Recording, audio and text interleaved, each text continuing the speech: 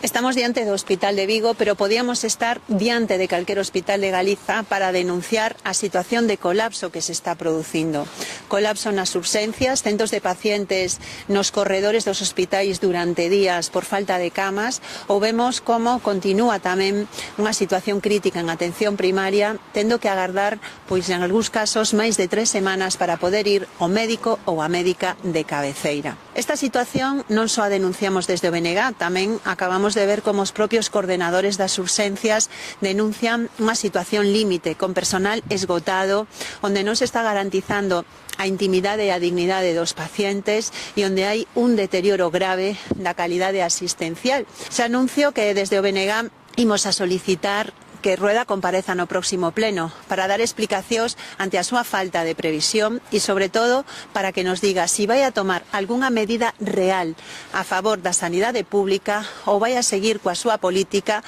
de recortes e privatizacións para beneficiar a sanidade privada.